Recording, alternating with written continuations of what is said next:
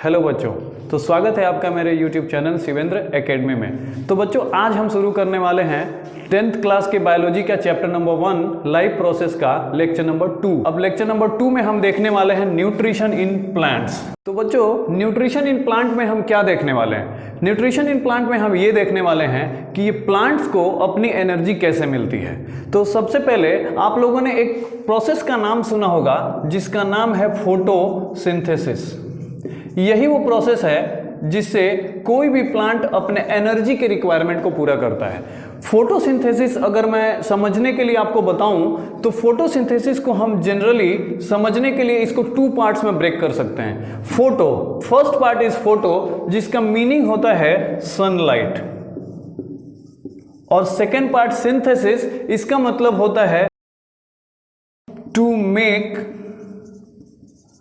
Means to make in the presence of sunlight. हाँ बच्चों, ये वही प्रोसेस है जो सनलाइट के प्रेजेंस में पौधे अपना फूड सिंथेसाइज करते हैं। आपको पता होगा कि पौधों को हम प्रोड्यूसर्स का नाम देते हैं। प्रोड्यूसर्स का मतलब होता है जो अपना खाना खुद से बना सकें। खाना बनाने का मतलब ये होता है कि अगर उसको इन्वायरमेंट से बहुत सारी चीज़ें वो खुद से एब्जॉर्ब कर सकते हैं और उनके केमिकल एनर्जी को वो अपने ऑर्गेनिक मॉलिक्यूल ऑफ फूड में कन्वर्ट कर सकते हैं।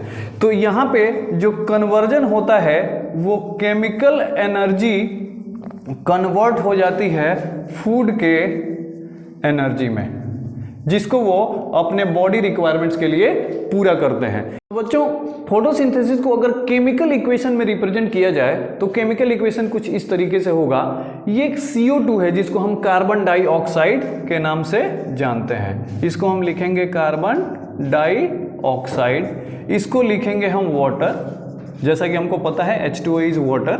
सेकेंड जो बनता है इसमें फाइनली जो सोर्स ऑफ एनर्जी बनती है वो किस चीज का, आखिर वो पौधे सिंथेसाइज करते क्या है, इसका नाम है बच्चों ग्लूकोज। जी हाँ, ये यही ग्लूकोज है जो जनरली हमने सुना है कि हॉस्पिटल्स में लोग लेते हैं। ग्लूकोज का जो मॉलिक्यूलर फॉर्मूला होता है वो याद करने के लिए बहुत ही आसान होता है, C6H12O6। इसका मतलब होता है, इसको याद करने का एक बहुत अच्छा तरीका बताता हूं दोस्तों। C और H और O 3 एलिमेंट्स के से मिलकर ये बना होता है, जिसमें C और H जो होते हैं वो 6 और 6 होते हैं, और दोनों के बीच में इनका डबल 12 हाइड्रोजन का एटम्स होता है। इसका मतलब ये होता है कि ग्लूकोज जो है C6H12O6, और सबसे इंपॉर्टेंट पार्ट है इस फोटोसिंथेसिस इक्वेशन का, उसमें बनता है ऑक्सीजन। यस, ये वही ऑक्सीजन है जो हमें सांस के लिए अवेलेबल होता है, हमारे रेस्पिरेशन प्रोसेस के लिए इंपॉर्टेंट होता है। तो बच्चों इसमें कार्बन डाइऑक्साइड और वाटर जो होता है ये एक रॉ मटेरियल की तरह यूज होता है। यस, ये रॉ मटेरियल वो चीजें होती हैं जिनको किसी भी केमिकल रिएक्शन को स्टार्ट करने के लिए बेसिक रिक्वायरमेंट होती है। लेकिन बच्चों एक बहुत इंपॉर्टेंट बात, ये रिएक्शन तब तक कंप्लीट नहीं हो सकता जब तक इसके 2 और पार्ट कंप्लीट ना हो जाएं, जिसको हमें रिएक्शन के ऊपर और नीचे लिखना होगा। जैसा कि हम नाम जानते हैं फोटोसिंथेसिस, जो विदाउट सनलाइट के प्रेजेंस में नहीं हो सकता।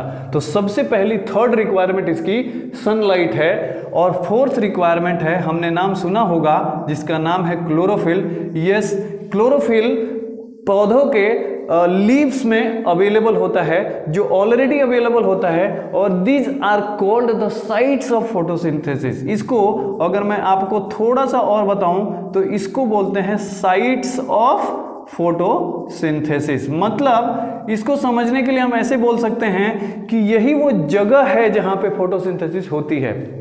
ये वो बर्तन है जहाँ पे खाना बनाया जाता है। जैसे हमारे किचन में जो बर्तन होते हैं वहाँ पे हम खाना बनाते हैं, जिस बर्तन में हम खाने का बनाने के लिए यूज करते हैं, वैसे ही पौधा chlorophyll as a site of photosynthesis use करता है। इससे अब इस इक्वेशन को हम समझते हैं, कार्बन डाइऑक्साइड आता है उसके एटमॉस्फेयर से, जहाँ से पौधे अपने लीफ के स्टोमेटा से उसको एब्जॉर्ब कर लेते हैं। तो ये कार्बन डाइऑक्साइड उसको एटमॉस्फेयर से मिल गया, वाटर उसके रूट सिस्टम से दे दिया। जैसा कि हम जानते हैं पौधों को उसके वाटर की रिक्वायरमेंट उनके रूट्स के द्वारा पूरी की जाती है, तो ये वाटर जो होता है वो उनके रूट्स से मिल जाता है। सनलाइट उनको ऑलरेडी अवेलेबल होता है बाय द नेचर, वो ले लेते हैं, और क्लोरोफिल उसमें प्रेजेंट होता है। ये 4 रिक्वायरमेंट पूरी हो जाती है तो प्रोसेस फोटोसिंथेसिस स्टार्ट हो जाता है। और इससे फाइनली जो प्रोडक्ट बनता है वो ग्लूकोज और ऑक्सीजन। ऑक्सीजन गैस हमें पता है बच्चों, यही ऑक्सीजन गैस एनवायरनमेंट में रिलीज हो जाती है जो सारे ही लिविंग ऑर्गेनिज्म को रेस्पिरेशन के लिए इंपॉर्टेंट होती है।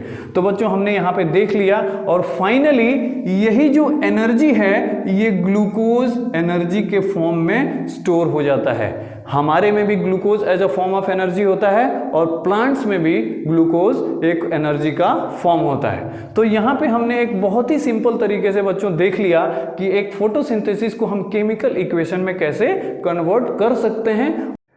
तो बच्चों अब हम समझ लेते हैं कि जो फोटोसिंथेसिस प्रोसेस प्लांट्स में होता है उसका रॉ मटेरियल क्या होता है, उसको थोड़ा डिटेल में समझ लेते हैं। सबसे पहले तो हम समझते हैं कि रॉ मटेरियल क्या होता है। किसी भी रिएक्शन को होने के लिए जो उनकी रिक्वायरमेंट होती है, जो रिएक्शन कंप्लीट करने के लिए जो चीज़ें होती हैं, जो इनिशियल रिक्वायरमेंट होती है, उनको हम रॉ मटेरियल बोलते हैं। जो फोटोसिंथेसिस का जो मैंने इक्वेशन आपको बताया था उसमें आपको याद होगा कि मैंने दो रॉ मटेरियल्स के नाम लिए थे।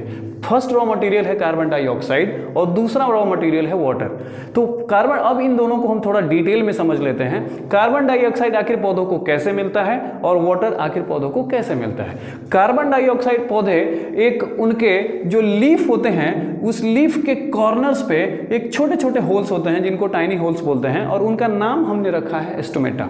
तो ये स्टोमेटा ही वो डोर हैं, उस लीफ के डोर हैं जहां से वो कार्बन डाइऑक्साइड को एब्जॉर्ब करते हैं। यहां से वो कार्बन डाइऑक्साइड एटमॉस्फेयर के कार्बन डाइऑक्साइड को वो एब्जॉर्ब कर लेते हैं थ्रू दिस स्टोमेटा, और इस स्टोमेटा से वो कार्बन डाइऑक्साइड कैसे जाता है वो मैं थोड़ा आपको डिटेल बताता हूं। ये स्टोमेटा को अगर हम फिगर में बनाएंगे तो ये कुछ फिगर ऐसा होगा जिसमें एक छोटे से फिगर से हम बता सकते हैं कि ये कैसे वर्क करता है। इसको कंट्रोल, स्टोमेटा का जो पोर होता है इसको कंट्रोल करने के लिए दो सेल्स आप देख रहे होंगे यहाँ पे, एक वन है, ये दोनों एक ही सेल के पार्ट हैं जिनका नाम हमने दिया है गार्ड सेल। ये गार्ड सेल वो वही सेल्स हैं जिसके थ्रू ये स्टोमेटा ओपन होता है या क्लोज होता है या ओपन होता है। इस स्ट्रक्चर से हम गार्ड सेल के द्वारा कंट्रोल करता है। पौधा कभी भी कार्बन डाइऑक्साइड को जब लेना होता है तो उसे इस गार्ड सेल को ओपन करना होता है। ये ओपनिंग सिस्टम कहाँ से कंट्रोल होता है, तो बच्चों इसको समझते हैं हम। जब इसमें वाटर की सप्लाई होती है, मतलब थोड़ा सा अमाउंट ऑफ वाटर जब इन गार्ड सेल में जाता है तो गार्ड सेल थोड़ा स्वेल कर जाता है, और ये स्वेलिंग की वजह से वो गार्ड सेल के होल्स ओपन हो जाते हैं और यहां से कार्बन डाइऑक्साइड का डोर सिस्टम खुल जाता है जहां से कार्बन डाइऑक्साइड एब्जॉर्ब हो जाता है। और जब पौधों को कार्बन डाइऑक्साइड की रिक्वायरमेंट खत्म हो जाती है तब यहां से क्या करते हैं, इनके अंदर ऑटोमेटिक सिस्टम होता है। जब इनकी रिक्वायरमेंट पूरी हो जाती है तो ये क्या करते हैं, ये वाटर को अलग से इन गार्ड सेल से वाटर वापस निकल जाता है दूसरे सेल की तरफ, और ये गार्ड सेल फिर से वापस कॉन्ट्रैक्शन हो जाती है, मतलब ये सिकुड़ जाते हैं, और इन सिकुड़ने की वजह से ये गार्ड सेल फिर से बंद हो जाते हैं। तो ये सिस्टम होता है पौधों के स्टोमेटा से कार्बन डाइऑक्साइड लेने और निकालने का। दूसरा जो रॉ मटेरियल मैंने आपको बताया था वो वाटर है। वाटर जो हमको सबको पता है कि ये जो वाटर है ये पौधे थ्रू रूट सिस्टम से लेते हैं। रूट सिस्टम मतलब हर पौधे की जो जड़ें होती हैं वहाँ से उनको मिलता है वाटर। वाटर वो अपने ज़मीन से उनके जो उसमें हम दो चीज़ें उसे समझ सकते हैं। ये जो ग्राउंड वाटर होते हैं जो हम पौधे को पानी देते हैं या पौधे को जो ज़मीन से पानी मिलता है उसके लिए दो सिस्टम उनमें काम करता है। पहला प्रोसेस का नाम है ऑस्मोसिस, मतलब जो ज़मीन के अंदर का जो पानी होता है वो पौधे कैसे ले पाता है, वो एक प्रोसेस होता है जिसका नाम आपको याद रखना होगा बच्चों, उसका नाम है ऑस्मोसिस प्रोसेस। उस ऑस्मोसिस के थ्रू वो जो रूट्स होते हैं वो एब्जॉर्ब कर पाते हैं, उनकी जड़ें जो होती है वो मिट्टी से पानी को खींच पाती हैं। और दूसरा, ये तो पौधे तक चला गया लेकिन उसको पत्तियों तक पहुंचाना है, उसमें हेल्प करता है उनका जाइलम सिस्टम। ये नाम आपको भूलना नहीं होगा बच्चों। ये जाइलम सिस्टम वो सिस्टम है जिसके थ्रू जिस रूट्स ने पानी को, वाटर को सॉइल से लेके रूट्स तक आया है वो पौधों के एकदम ऊपर सिरे तक पहुंचाने का काम जाइलम सिस्टम करता है। तो बच्चों अभी तक हमने देख लिया है न्यूट्रिशन इन प्लांट्स, अब हम देखते हैं न्यूट्रिशन इन एनिमल्स। तो एनिमल्स में हमको ये पढ़ना है कि एनिमल्स की फूड एनर्जी या उनके एनर्जी रिक्वायरमेंट्स पूरी करने के लिए वो कैसे लेते हैं, वो अपनी एनर्जी रिक्वायरमेंट कैसे पूरी करते हैं।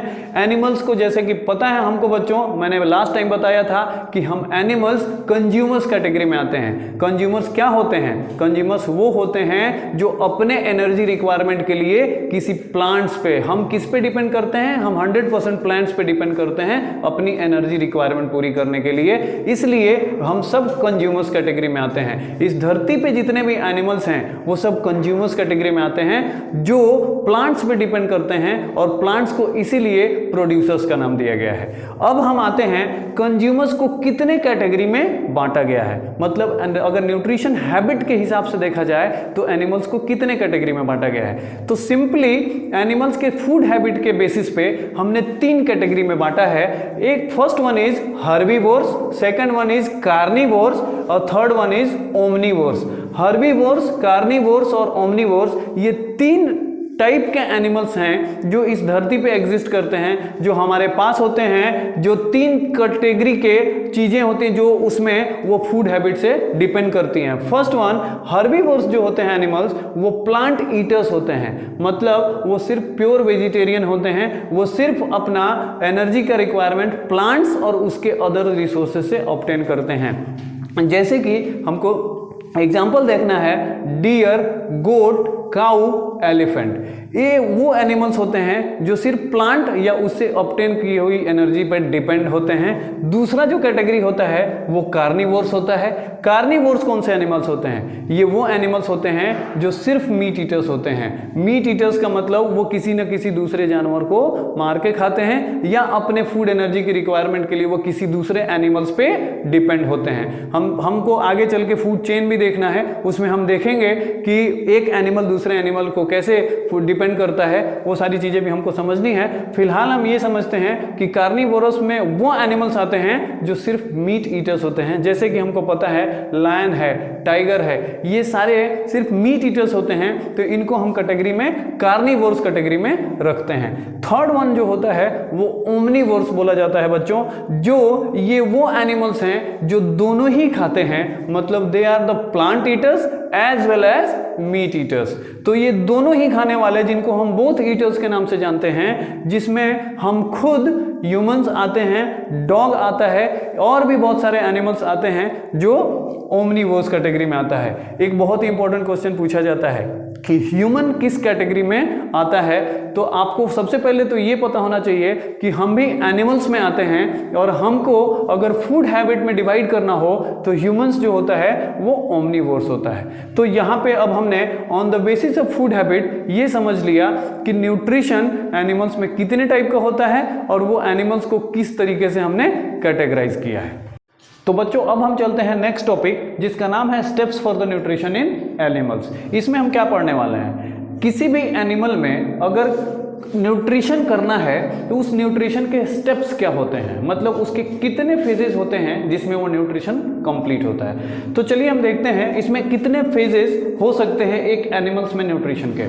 फर्स्ट वन, इसमें टोटल हमने फेजेस को 5 पार्ट्स में डिवाइड कर दिया है बच्चों।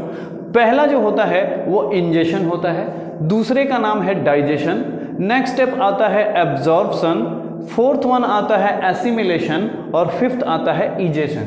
ये टोटल 5 फेजेस या 5 स्टेप्स बोल सकते हैं जिसके थ्रू न्यूट्रिशन, किसी भी एनिमल्स में न्यूट्रिशन कंप्लीट होता है। अब इसको थोड़ा थोड़ा हमको डिटेल में समझना होगा, क्योंकि ऐसे हेडिंग से हम थोड़ा एक्स्ट्रा हमको समझना होगा इसके डिटेल में। अब इंजेशन जो होता है वो क्या होता है, इंजेशन में हम सबसे पहले ये समझेंगे कि न्यूट्रिशन तो तब स्टार्ट होगा जब वो किसी भी एनिमल्स वो फूड को खाएगा। जब खाने की बारी आएगी तो फूड मॉलिक्यूल्स को उसके माउथ तक या उसके बॉडी में एंटर करना होगा। तो यही वो प्रोसेस है जिसको हम लिख सकते हैं कि process of entering food molecules, the process of entering food molecules in the body, in the body or in the organism। कोई भी ऑर्गेनिज्म जब अपना न्यूट्रिशन, कोई भी एनिमल अपना न्यूट्रिशन करेगा तो उसमें सबसे पहले उसमें फूड मॉलिक्यूल की एंट्री होगी, जिसको हम बोलेंगे इंजेशन। सिंपली अगर हम ह्यूमन के केस में दें तो हम जो खाना उठा के अपने मुंह में रखते हैं, this is the process of ingestion. यहाँ पे इंजेशन कंप्लीट हो जाता है, सिर्फ हम अपने खाने को अपने मुंह तक लेके जाएंगे, यहाँ पे ये फर्स्ट स्टेप हमारा कंप्लीट हो जाता है।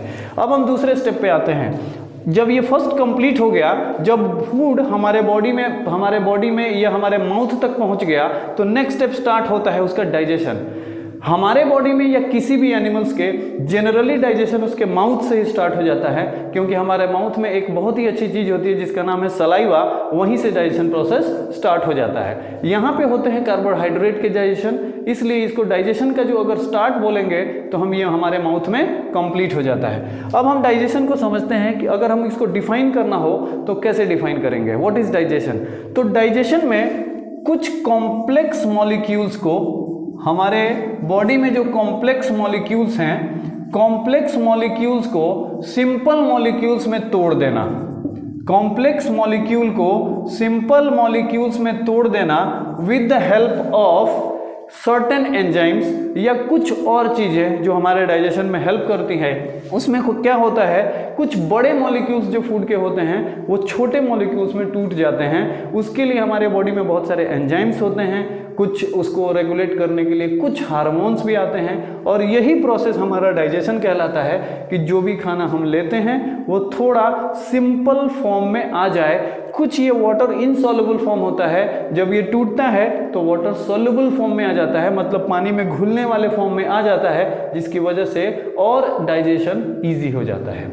तो अब देखते हैं नेक्स्ट स्टेप, एब्जॉर्प्शन। एब्जॉर्प्शन क्या होता है उसको समझने के लिए, जब हमने अभी डाइजेशन में समझा कि जो कॉम्प्लेक्स मॉलिक्यूल्स होते हैं अब वो सिंपलर फॉर्म में बदल चुके हैं, अब सिंपलर फॉर्म में आने के बाद उसका नेक्स्ट स्टेप होने वाला है एब्जॉर्प्शन। उसमें क्या होने वाला है, सिंपलर फॉर्म और वाटर सॉल्युबल फॉर्म, इसमें दो चीजें हो चुकी हैं। एक कॉम्प्लेक्स मॉलिक्यूल जो फूड के जो कॉम्प्लेक्स मॉलिक्यूल थे और वाटर इनसॉल्युबल मॉलिक्यूल थे, वो अब कन्वर्ट हो चुके हैं वाटर सॉल्युबल और सिंपलर कंपाउंड्स में, मतलब वो वही बहुत ही सिंपल तरीके से कन्वर्ट हो चुके हैं, सिंपलर फॉर्म आ चुका है उनका, और वो वाटर सॉल्युबल कंपाउंड बन चुके हैं। जब ये यहाँ तक प्रोसेस कंप्लीट हो गया है, उसके बाद हमारी बॉडी में बहुत सारे इंटेस्टाइन वॉल में बहुत सारे ऐसे ब्लड कैपिलरीज की सप्लाई रहती है। और आपने एक चीज और आप लोगों को बता दूं कि हमारे इंटेस्टाइनल वॉल में कुछ फिंगर लाइक स्ट्रक्चर्स होते हैं, फिंगर लाइक स्ट्रक्चर जिसको हम माइक्रोविलाई के नाम से जानते हैं। ये विलाई, माइक्रोविलाई हमारे स्मॉल इंटेस्टाइन के एरिया में होते हैं, और ये इनका काम होता है हमारे एब्जॉर्प्शन के सरफेस एरिया को बढ़ाने के लिए। मतलब जो फूड डाइजेस्टेड फूड है वो अब स्मॉल इंटेस्टाइन के उस हिस्से में जाएगा, जो लास्ट वाले हिस्से में स्मॉल इंटेस्टाइन के जब जाएगा तो उसको माइक्रोविलाई, बहुत सारे फिंगर लाइक स्ट्रक्चर ऐसे रहते हैं जो यहाँ से फूड को एब्जॉर्ब करते हैं। मतलब उसके सारे न्यूट्रिएंट्स को वो हमारे ब्लड स्ट्रीम में लेके चले जाते हैं। ब्लड स्ट्रीम का मतलब वो हमारे सारे ही अच्छे मॉलिक्यूल्स जो न्यूट्रिएंट्स होते हैं वो हमारे ब्लड स्ट्रीम में चले जाते हैं, ब्लड में उसके अच्छे गुण आ जाते हैं। तो यहाँ पे ये प्रोसेस होता है कंप्लीट, जिसका नाम है एब्जॉर्प्शन। तो एब्जॉर्प्शन के बाद अब हम चलते हैं नेक्स्ट स्टेप में, जिसका नाम है एसिमिलेशन। थोड़ा सा ये कठिन वर्ड लगता है, सुनने में कुछ समझ में नहीं आता कि व्हाट इज एसिमिलेशन। इसको हम बहुत आसानी से समझ सकते हैं। एसिमिलेशन का मतलब आखिर हमारे ब्लड में जो न्यूट्रिएंट्स गए हैं वो क्यों गए हैं। हमारे ब्लड में जो न्यूट्रिएंट्स गए हैं उनका कहीं ना कहीं हमारी बॉडी उसको एज एनर्जी यूज करने वाली है, एनर्जी के सोर्स के तौर पे इस्तेमाल करने वाली है, जो हमारे ग्रोथ में, जो हमारे मेंटेनेंस में, जो हमारे बॉडी के रिपेयर में, अगर हमें कहीं कुछ कट फट जाए तो हमारे बॉडी उसको रिपेयर भी करती है। इन सारी चीज़ों के लिए हमारी बॉडी को वो न्यूट्रिएंट्स वो एक एनर्जी के फॉर्म में यूज करना है। तो यही वो प्रोसेस है एसिमिलेशन एसिमिलेशन जिसमें एब्जॉर्ब्ड फूड से हमारी बॉडी सेल्स में ले जाके ये सारे जो ब्लड स्ट्रीम में जो न्यूट्रिएंट्स गए हैं वो फाइनली पहुंचते हैं सेल में, और सेल से वो कन्वर्ट होती है वहां पे उसकी एनर्जी के फॉर्म में, जो एनर्जी हमारी बॉडी ग्रोथ के लिए, रिपेयर के लिए यूज करती है। तो ये एक ऐसा प्रोसेस है जहां से एब्जॉर्ब्ड फूड से एनर्जी लेने का काम करती है बॉडी, और इसका नाम हमने एसिमिलेशन दिया है। तो मुझे लगता है एसिमिलेशन अब आपको क्लियर हो गया होगा बच्चों, जहां पे सिंपल अगर एक लाइन में समझा जाए तो हमारी बॉडी के एब्जॉर्ब फूड से हमारे बॉडी को जितने एनर्जी लेने तक का प्रोसेस जो कंप्लीट होता है उसको हम एसिमिलेशन के नाम से जानते हैं। अब हम आते हैं लास्ट स्टेप इजेशन पे। इजेशन इज नथिंग बट जब भी हमारी बॉडी न्यूट्रिएंट्स, सारी चीजें न्यूट्रिएंट्स में ले चुकी है, अब उस फूड मॉलिक्यूल का कुछ ऐसा वेस्ट मॉलिक्यूल बच चुके हैं या वेस्ट वाले हिस्से बच चुके हैं जो हमारी बॉडी को अब रिक्वायर्ड नहीं रहते, मतलब कुछ ऐसे खाने के वो हिस्से जो हमसे बहुत सारी अच्छी चीजें हमारी बॉडी ने निकाल लिया है, अब उसके वेस्ट मटेरियल बच गए हैं जिनको बॉडी में रहना अच्छा नहीं होता। अगर वो हमारे बॉडी में जमा हो जाएंगे, एक्यूमुलेट हो जाएंगे, तो हमारे बॉडी के लिए एज अ पॉइजन ट्रीट होते हैं। ठीक है, तो हमारी बॉडी क्या करती है, उसको बाहर निकालने का काम करती है। जैसे हमारी बॉडी में अगर हम ह्यूमन बॉडी की बात करें तो उसमें लार्ज इंटेस्टाइन का एरिया जो होता है उसमें ये बॉडी इजेस्ट करती है। तो ये इजेशन का वर्ड का मीनिंग जो होता है वो टू एक्सपेल आउट। इस बॉडी जो होती है वो वेस्ट मटेरियल को बाहर निकालने का काम करती है और इस स्टेप का नाम इजेशन कहा जाता है। तो यहाँ पे ये 5 स्टेप मिलके किसी भी एनिमल्स में न्यूट्रिशन को कंप्लीट करते हैं, और इस न्यूट्रिशन में ये सारी चीज़ें का होना जरूरी होता है। तो इसमें हमने ये देख लिया कि किसी भी न्यूट्रिशन, एनिमल्स में न्यूट्रिशन जो होते हैं उसके कौन से इंपॉर्टेंट स्टेप होते हैं, और ये मुझे लगता है कि आप लोगों को काफ़ी क्लियर हो गया होगा कि ये इन स्टेप का जो नाम आप लोगों ने सुना होगा, और अगर समझ में नहीं आया होगा तो इस वीडियो के बाद मुझे लगता है कि आप लोग अच्छे से समझ पाएं। तो बच्चों अब हम समझते हैं ये जो मैंने आपको न्यूट्रिशन इन एनिमल्स बताया, उसको समझने के लिए इन 5 स्टेप के जो मैंने नाम बताए आपको, जिसमें मैंने बताया कि फर्स्ट स्टेप इंजेशन होता है, सेकंड डाइजेशन होता है, थर्ड एब्जॉर्प्शन होता है, फोर्थ एसिमिलेशन होता है और फिफ्थ इजेशन होता है। इन सारे स्टेप को बहुत आसानी से समझने के लिए हम एक अमीबा, एक एनिमल के एग्जाम्पल के तौर पर समझेंगे। एक क्या होता है, इन अमीबा में ये स्टेप सारे कैसे कंप्लीट होते हैं, तो चलिए हम समझते हैं। सबसे पहला जो स्टेप होता है इंजेशन, वो अमीबा में कैसे कंप्लीट होता है। अमीबा एक ऐसा एक स्ट्रक्चर होता है जिसका कोई शेप एंड साइज नहीं होता, और वो अपने शेप को कभी भी अपने हिसाब से मोड़ सकता है। इसमें अब क्या होता है, जैसे ही उसको फूड मॉलिक्यूल उसके चारों तरफ नजर आता है या कोई डिटेक्ट कर पाता है वो अपनी बॉडी को एक ऐसे फोल्डिंग कर लेता है जिससे वो एक सीडोपोडिया नाम का स्ट्रक्चर बना पाता है। ये जो आप देख रहे हैं, ये जो प्रोजेक्शन निकला हुआ है, इसी को हम सीडोपोडिया बोलते हैं। सीडोपोडिया का मतलब, सूडो का मतलब होता है फॉल्स, और पोडिया का मतलब होता है लिम्ब। लिम्ब का मतलब हैंड या लेग। तो फॉल्स लेग्स जो स्ट्रक्चर्स होते हैं, मतलब ये टेम्पोररी होने की वजह से इनको हम फॉल्स लिम्स बोलते हैं। टेम्पोररी का मतलब क्या होता है, कोई चीज़ जो थोड़े समय के लिए हो, जब तक उसको फूड मॉलिक्यूल को इंजेस्ट करना है तब तक वो बनाएगा, बाद में जैसे ही वो कंप्लीट हो जाएगा स्टेप, वापस वो अपने पुराने शेप में आ जाएगा। तो ऐसे ही वो फिंगर लाइक प्रोजेक्शन जिसको सीडोपोडिया बोलते हैं, उससे ये टेम्पोररी फिंगर लाइक प्रोजेक्शंस बनते हैं और ये फूड मॉलिक्यूल को इंजेस्ट करने में हेल्प करते हैं। अब हम आते हैं नेक्स्ट स्टेप डाइजेशन पे। अमीबा में डाइजेशन कैसे होता है। डाइजेशन होने के लिए जब ये फूड मॉलिक्यूल अमीबा में एंटर कर जाता है तो वो एक फूड वैक्यूल के फॉर्म में आ जाता है, जिसका नाम हमने फूड वैक्यूल रखा। और फूड वैक्यूल जो होता है, यहाँ पे बहुत सारे एंजाइम्स इसकी तरफ एक्टिव हो जाते हैं। इन फूड वैक्यूल्स में आने का पर्पज ये है कि यहाँ पे जैसे हमारे बॉडी या किसी भी एनिमल्स की बॉडी में जो फूड का डाइजेशन होता है वो एंजाइम्स के थ्रू होता है। ये कुछ केमिकल्स होते हैं जो बहुत ही कॉम्प्लेक्स मॉलिक्यूल ऑफ फूड को सिंपलर मॉलिक्यूल में तोड़ने का काम करते हैं। तो जब फूड वैक्यूल बन गया, जब ये फूड मॉलिक्यूल अंदर आ गया, उसके बाद ये फूड वैक्यूल के तौर पे बन गया और ये फूड वैक्यूल में डाइजेशन स्टार्ट हो जाता है with the help of enzyme. तो यहाँ पे अमीबा इस प्रकार से अपना सेकंड स्टेप डाइजेशन कंप्लीट कर पाता है। अब यहाँ पे डाइजेशन हो गया, अब नेक्स्ट स्टेप की तरफ आते हैं एब्जॉर्प्शन। एब्जॉर्प्शन जो होता है, अब यहाँ पे फूड कंप्लीटली डाइजेस्ट हो चुका है, अब उसको उसके साइटोप्लाज्म जो उसका सेल के जो लिक्विड मटेरियल होते हैं वहाँ पे एब्जॉर्ब होना बाकी है, वहाँ से उसको न्यूट्रिएंट्स को लेना बाकी है। तो ये जो एब्जॉर्प्शन होता है, एक प्रोसेस हमने 9th क्लास में सुना होगा, या अभी मैं बता दूं कि एक प्रोसेस जिसका नाम है डिफ्यूजन, वो प्रोसेस के थ्रू ये फूड का एब्जॉर्प्शन करते हैं। मतलब फूड से जो न्यूट्रिएंट्स आती है वो एक प्रोसेस होता है अमीबा में, जिसका नाम आपको याद रखना होगा कि बाय द मेथड ऑफ या by the process of diffusion, amoeba का जो फूड मॉलिक्यूल्स है वहाँ की एनर्जी डिफ्यूजन के थ्रू अमीबा को एब्जॉर्ब हो जाती है। तो ऐसे कंप्लीट होता है absorption by the method of diffusion, इसको हमको याद रखना होगा। और इसके बाद हम आते हैं नेक्स्ट स्टेप में। नेक्स्ट स्टेप जो एसिमिलेशन होता है, वो अमीबा जब फूड एब्जॉर्ब हुआ है, जब वहां से एब्जॉर्प्शन कंप्लीट हो चुका है न्यूट्रिएंट्स का, तो नेक्स्ट स्टेप में वो क्या करता है, उसके रेस्पिरेशन के थ्रू जो ऑक्सीजन आया है उस ऑक्सीडेशन से फूड का ऑक्सीडेशन होता है। यहां पे होता है फूड का ऑक्सीडेशन, फूड का ऑक्सीडेशन, जिसके थ्रू वो एनर्जी रिलीज करता है। और ये अमीबा अपने तरीके से किस चीज के लिए यूज करता है, वो अपने ग्रोथ के लिए यूज करता है। तो यहाँ पे जो नेक्स्ट स्टेप है एसिमिलेशन, वो रेस्पिरेशन एक प्रोसेस है, उसके साथ वो उसका एनर्जी कंजम्पशन जुड़ा हुआ है। रेस्पिरेशन होता है, उसके बाद वो न्यूट्रिएंट्स टूटते हैं और वहां पे निकलती है एनर्जी जो अमीबा अपने लिए ग्रोथ के लिए यूज करता है।